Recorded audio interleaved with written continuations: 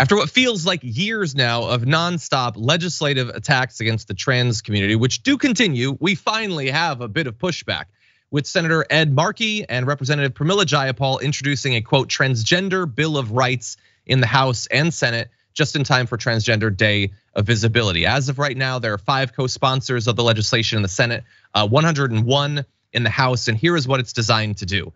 The bill is a resolution that calls for the federal government to assure transgender people certain rights, including protections from discrimination. The resolution calls for Congress to add gender identity and sex characteristics to the Civil Rights Act of 1964 and to federal education laws to protect against discrimination. It includes considerations for rights concerning healthcare, calls for measures that protect trans people from discrimination in healthcare, an end to government restrictions on access to gender-affirming care for both young people and adults, an expansion of telehealth, and other measures protecting providers of gender-affirming care from violence in the workplace, as well as calls for increased mental health and suicide prevention services for trans and non-binary people, a ban on conversion therapy, and improved procedures for LGBTQ+ immigrants seeking asylum. So this is what we have from the Democrats, this Bill of Rights, which we have to be honest, obviously is not going to pass the House, but still good that they're doing it. And then on the other side, if you take a look at this map that Axios put together, this is anti-trans legislation. This is the difference in bills from one year to another. And you can see in some states like Texas, 57 bills. Texas does not even have a full-time state legislature. And they found time to do dozens and dozens of bills specifically trying to curtail the rights of the trans community. That's just in Texas. There are dozens and dozens more scattered across the country. Brett, what do you think? I think it is right to add these kinds of protections to the bill, to the civil rights bill. I think it makes absolute sense because that really encapsulates what most decent human beings want, which is just equal protection under the law. Laws against discrimination based on your personal identity, who you are as a person. That sounds very fundamental and very understandable.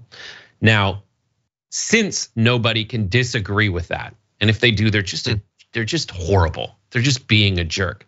Because most people look at that and go, yeah, it makes sense that we don't discriminate based on race or religion. We should expand that so we just don't discriminate, all right?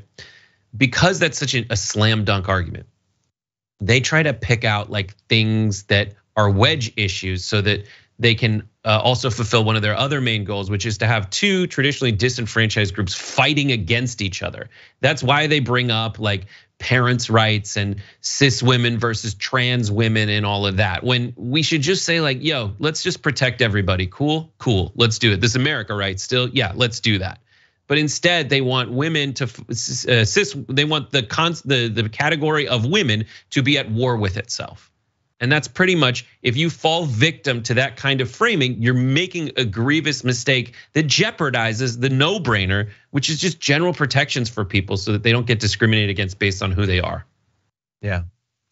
When you actually look at like that map, we know that propaganda is a powerful force. We know how much money goes into it. And it's easy for us to, I think, focus on the right wing because it's so clear what's happening at Fox News and in independent right wing media. But the fact that they have convinced people, millions of Republicans, to accept that what you just saw on that map is reasonable. These people who fundamentally believe that they are being left behind and ignored, but then when they see all of this happening, attacking the trans community, they don't think that that's how they're being ignored by their own politicians. That is some powerful propaganda required to produce that.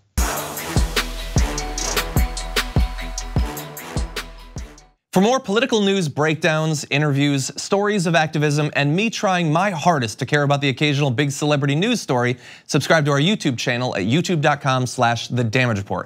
And you can ring the bell wherever it is so you don't miss anything.